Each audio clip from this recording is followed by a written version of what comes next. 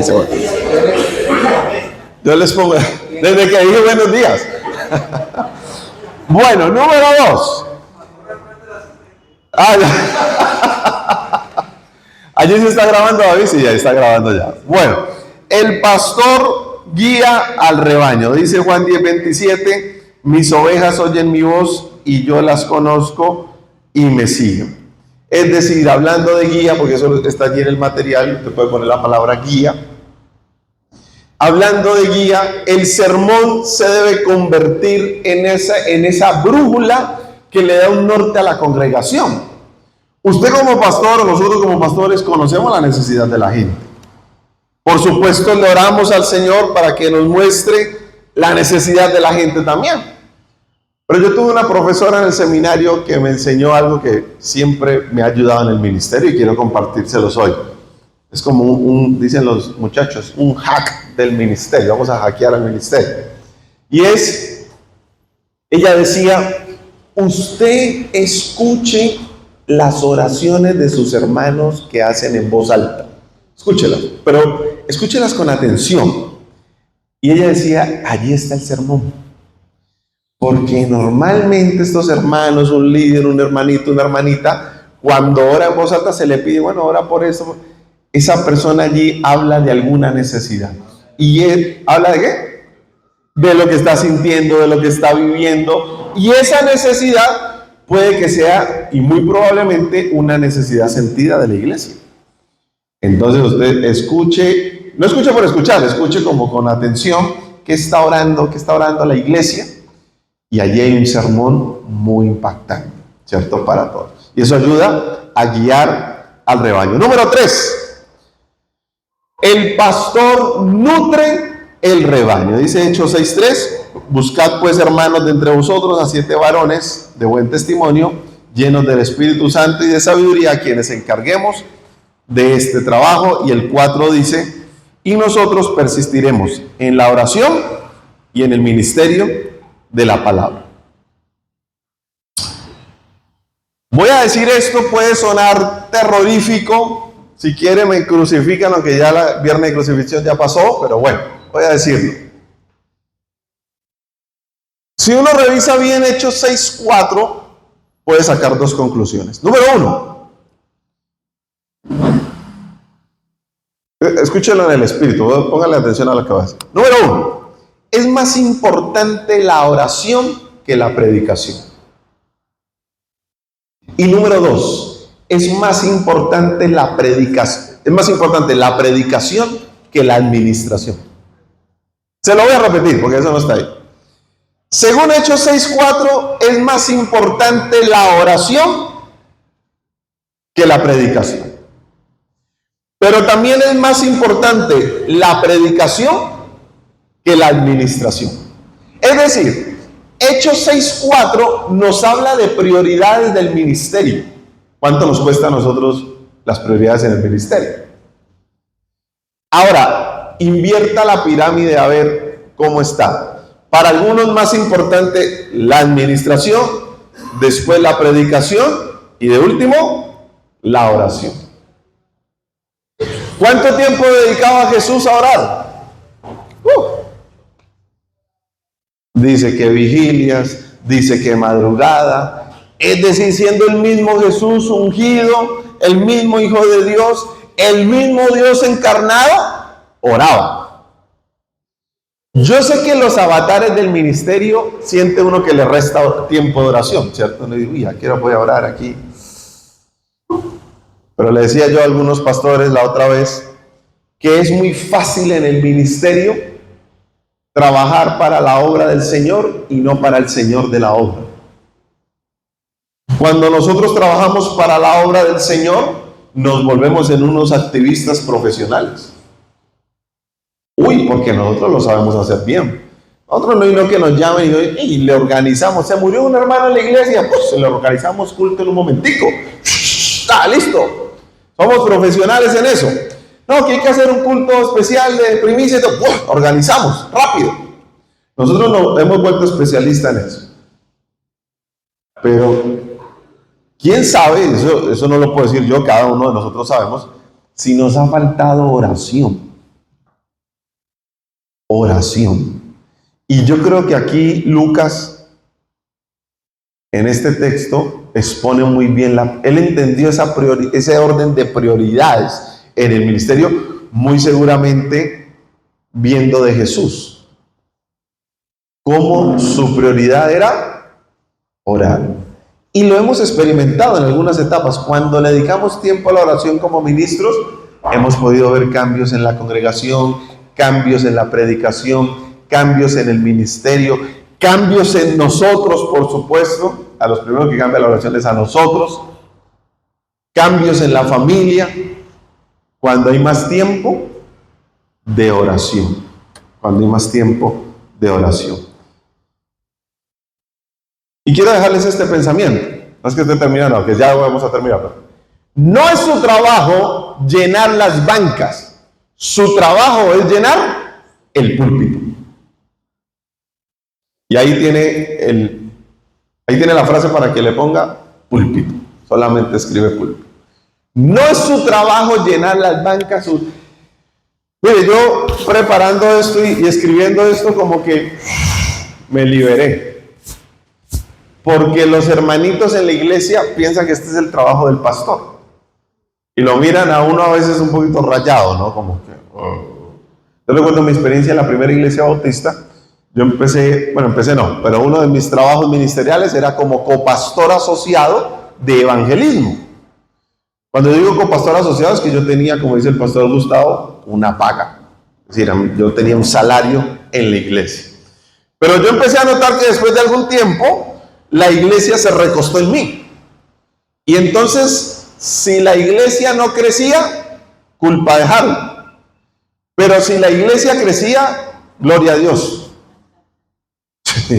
Yo dije, bueno, yo hablé con mi pastor, le dije que estaba sintiendo, me dijo, hablemos con la iglesia, por lo menos con los líderes. Y yo les dije, mire, el llamado allí bíblico no es para uno solo, es para todos nosotros. Así que el trabajo del pastor es llenar el púlpito. ¿Por qué? Porque la palabra de Dios va a realizar el trabajo.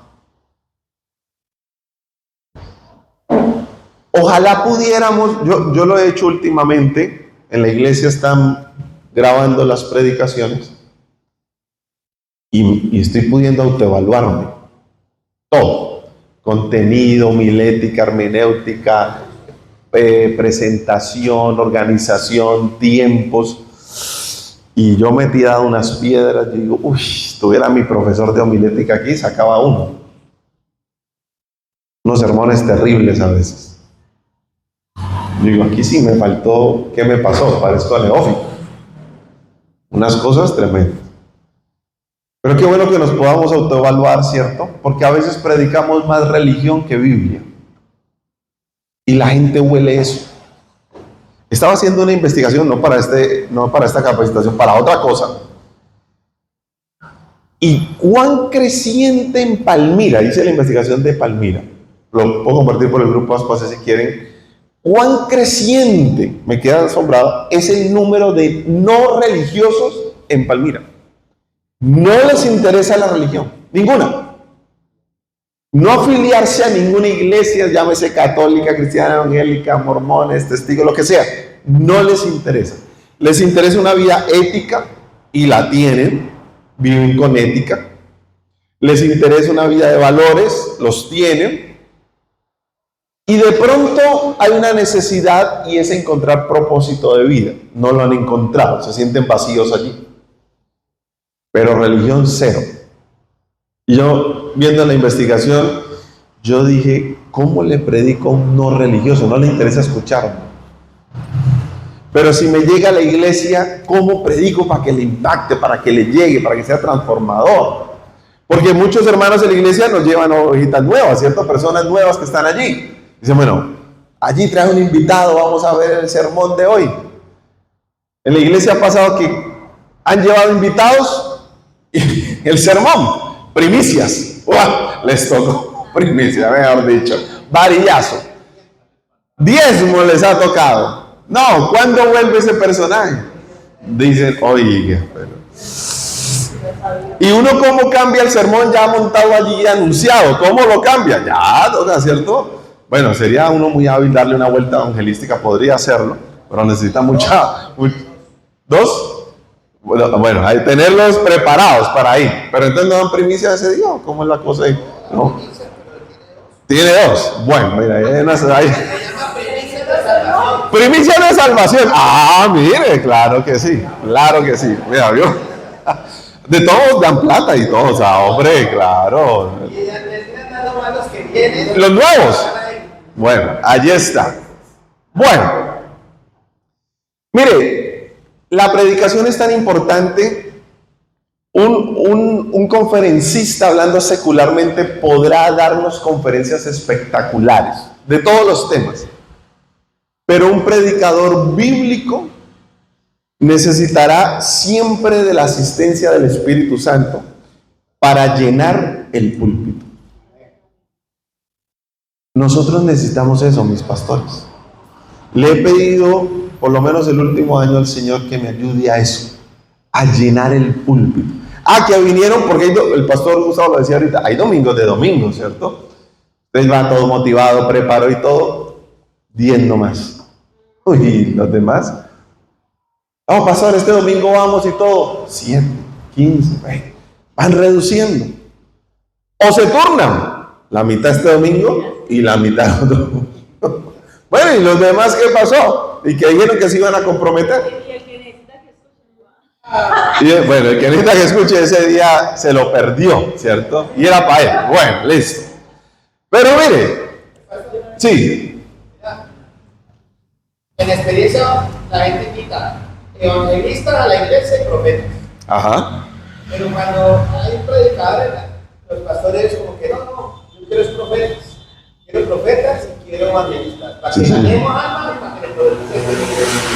Pero lo que están diciendo es el alimento. La nutrición. Si ese alimento no está. Y si el pastor ya está desgastado porque sigue dándole el mismo pedazo de comida y no lo quiere comer, lo trae a cualquier otro, lo da y le puede alimentar. Pero ese tema, lo que está diciendo vos, es vital.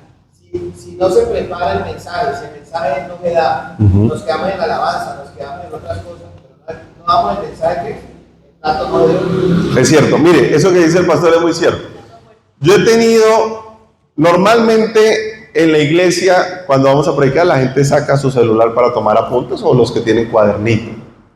Pero cuando hemos llevado invitados, la gente abre su cuadernito y en la mitad lo tiene que cerrar porque dice, ¿pero dónde está la nutrición? ¿Cierto? No digo que sea mal, seguramente lleva una palabra de bendición. Ahora no se vaya a asustar si lo invita a mi iglesia, tranquilo, que allá lo reciben con mucho amor, no hay ningún problema. Pero sigamos porque ya tenemos que ir terminando. Un sermón expositivo, ¿qué es? ¿Qué contiene? Allí lo tienen ustedes en pantalla, en el material, creo que también está. Explicación, argumentación, ilustración, aplicación, motivación. Esto es un sermón expositivo. ¿Qué explica? El texto bíblico. Lo que pasa es que hoy nos saltamos esa parte es súper importante. Es decir, usted coge el texto bíblico desde su contexto y lo explica. Pero no es una clase de Biblia, porque sería un sermón muy aburrido. No es una clase bíblica. Es una explicación, argumenta usted va hilando los puntos principales. Usted no está en sermones que de pronto el pastor está muy entusiasmado, habla muy fogoso y son muy fogoso. Y usted dice al final, ¿qué predicó? Habló de la unción, de los profetas, de los milagros, de los problemas, de las finanzas. Bueno, ¿y con qué me quedo hoy? Un salpicón, un champú, no nos quedamos. Hay argumentación, hay ilustración, el poder de las ilustraciones en el sermón, súper importante, las historias, aplicación. Todos esos 3 puntos iniciales serían casi vacíos sin una aplicación. Porque usted puede decir, bueno, la iglesia primitiva por allá hacían esto y esto. Bueno, ¿y cómo lo aplicamos a hoy? Porque quedarnos por allá en el siglo I después de Cristo fue muy bonito, la iglesia primitiva. Aplausos. Muy bien. ¿Cómo aplicamos eso a la iglesia 2025? Eso es lo que necesitamos hacer. ¿Cómo le aplicamos eso a una madre de familia? ¿Cómo le aplicamos eso al empleado, al empresario, al emprendedor? Tenemos que hacer aplicaciones y motivación. Hay gente que no le gusta este punto. Oh, es que se vuelven sermones motivacionales. Bueno, una cosa es un sermón motivacional y otra cosa es la motivación. La palabra de Dios sí motiva. Debe hacerlo. Pero no simplemente y solamente y exclusivamente motiva. También exhorta, redarguye. Bueno, vamos a ver eso. Es decir, cuando es solamente motivacional, usted sale muy motivado y cuando llega a la casa, almuerza y hay una pelea, usted ya se desmotivó. Pero sí debe haber motivación, ¿cierto? Debe haber motivación en ese sentido. Doy un ejemplo, no me gusta ponerme como ejemplo, no he dado ninguno mío, voy a dar uno reciente que llega a mi memoria. Pastor David estuvo ahí. Este domingo pasado hablé de la iglesia con enfoque en el reino. La iglesia con enfoque en el reino. Y me acordé de la motivación, traté de hacer un sermón expositivo. Me acordé de la motivación. La idea, el objetivo principal, porque todo sermón tiene objetivo general y objetivo específico. Eso ustedes lo recuerdan.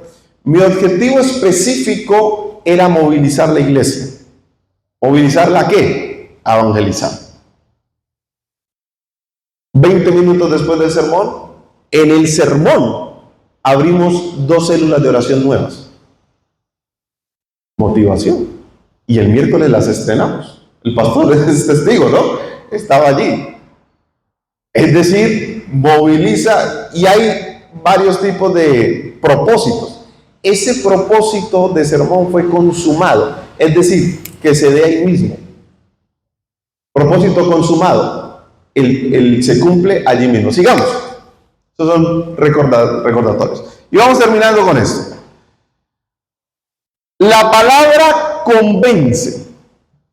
Pero ¿cuál palabra? ¿La suya o la de Dios? La de Dios. Usted ponga allí convence. La palabra de Dios convence. No. ¿No está?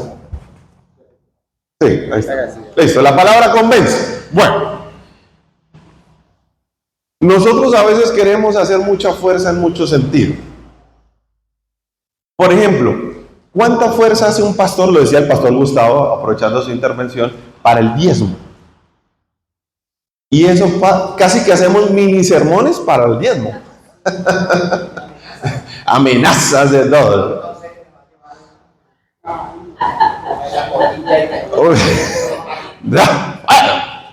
Fuego. Mire, hoy, hace unos días me encontré un reel que decía lo siguiente. Yo no sé si es cristiano o no es cristiano, no sé. Pero el reel decía así: si en su iglesia le están diciendo que usted debe diezmar, lo están robando, decía el reel. Y le voy a explicar por qué lo están robando, decía el muchacho allí. Porque primero, ya no hay sacerdotes ni levitas, y segundo, ya no hay templo. Entonces por eso lo están robando. Me dejó pensando el reel. Por eso nosotros necesitamos convencer por medio de la palabra. Yo le decía al pastor Diego Lam hace algunas semanas estuvimos hablando del diezmo, y yo le decía, mire, el diezmo fue un sistema tributario del Antiguo Testamento. Si usted lo quiera traer al Nuevo, usted tendrá que reconvertirse porque nadie le va a creer eso. Eso va a ser difícil traerlo al Nuevo Testamento. Aunque tenemos un texto allí que dice, bueno, no dejen de hacer esto sin hacer lo otro, ¿cierto? Pero yo le dije al pastor Diego, pastor, como sistema tributario, el diezmo dejó de existir. Pero las razones por las cuales se creó el diezmo pasaron al Nuevo Testamento. Todas. ¿Cuáles son? Hay un sermón mío que les voy a dar sobre eso. Pero claro, eso habla de convencer. Estuvimos hablando de primicias a principio de año como sistema tributario también. Y entonces la gente, voy a hablarle de primicia, mire, la gente ya cada vez sabe más. Todas las razones subsisten en el Nuevo Testamento. Sostener al ministro, sostener la obra del Señor, y bueno, hay muchas que le puedo enumerar allí bíblicamente. Sigamos. Número 2. La palabra de Dios corrige. Yo no soy, ninguno de nosotros hemos escrito la Biblia, pero yo me considero como antiguamente el chico que repartía el periódico en las puertas de la casa. Ese es un predicador.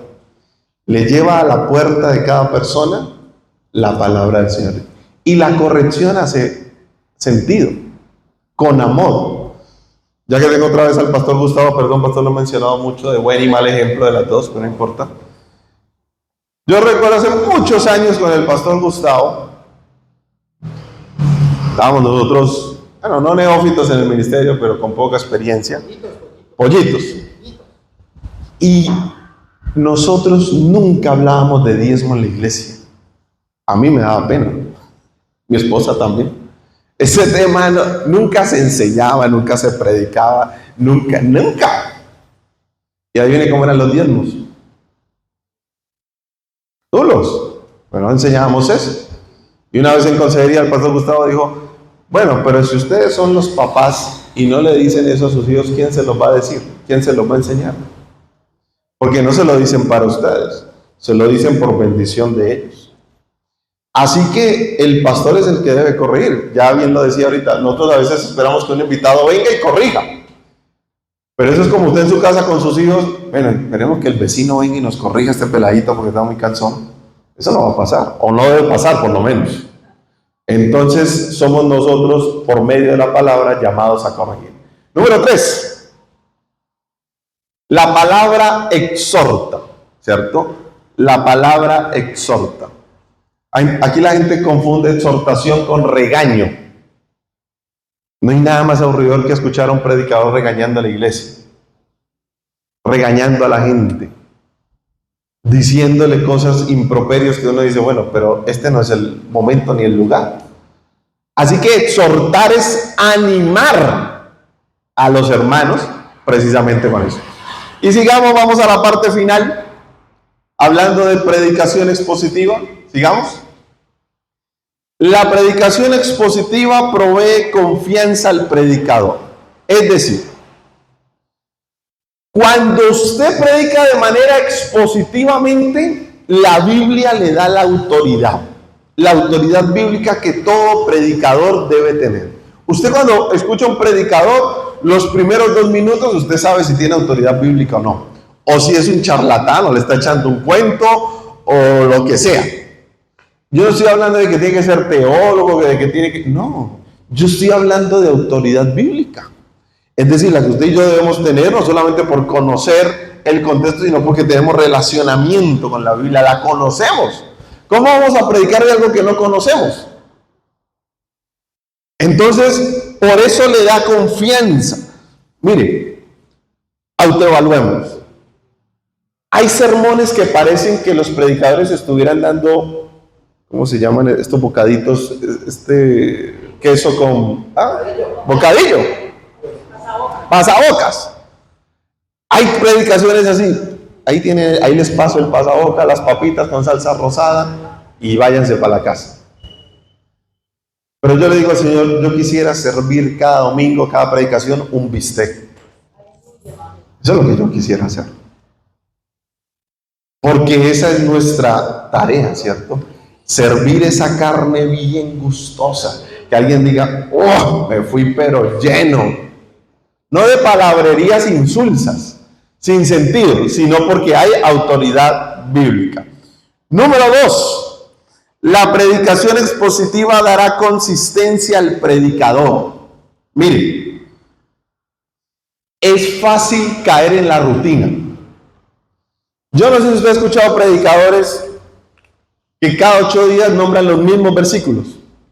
Y por eso Juan 3:16, y por eso Malaquías 3:10, y por eso, es un tema diferente, pero los nombran. Pero también, si usted va en 3 meses a la iglesia, los mismos temas, las mismas temáticas. Y por eso estamos diciendo aquí, dará consistencia al predicador. La Biblia dice que prediquemos todo el consejo de Dios. Yo sé que hay textos difíciles, textos complejos de meterle el Dios